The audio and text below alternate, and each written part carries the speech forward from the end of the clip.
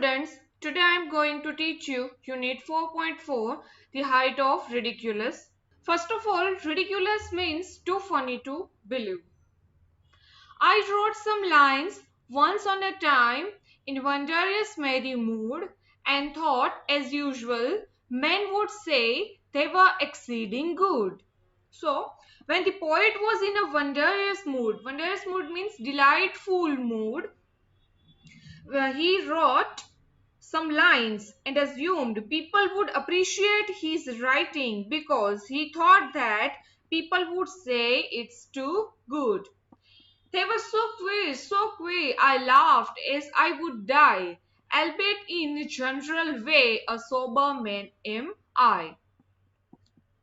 So that a line wrote according to him was very queer, means very strange, and although he considered himself a man of serious disposition, he thought himself to be a sober. Sober means clear-headed, serious.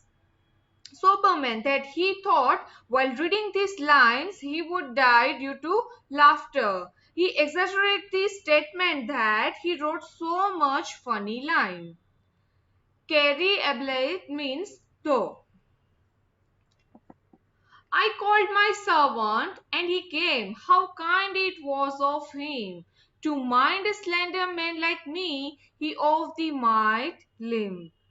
Now the poet called his servant and he said the servant, it was a kind of him and he was a strong-willed person to look after and take orders from a thin. Slender means thin man and not so strong person like the poet.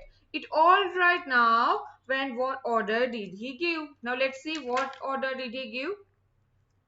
This to the printer, I exclaimed, and in my humorous way I added as a trifling jest, there will be the devil to pay.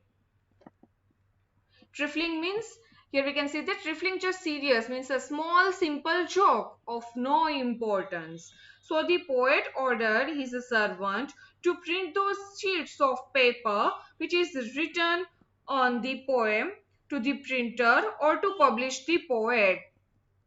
The poet say as a trifling. Trifling means in a joking way, in a trifle way, just means jokingly, and that will be devil to pay means there will be serious trouble render the result from publishing this poem means there will be strong reactions perhaps.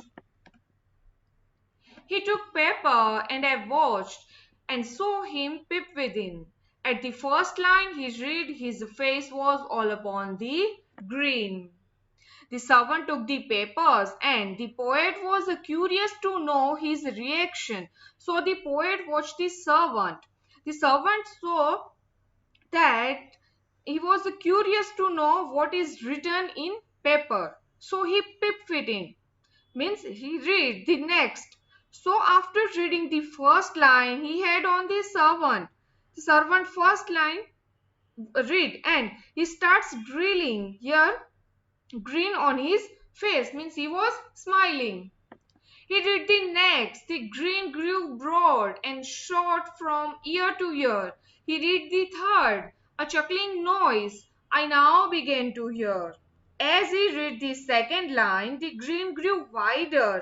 That means his smile became even more wider now. It means a very broad smile. So when he read the third line, he started chuckling. Then the poet heard him chuckling. So who was chuckling? The servant was chuckling. Chuckling means laugh quietly. That noise made by his laughter and the poet could hear it now.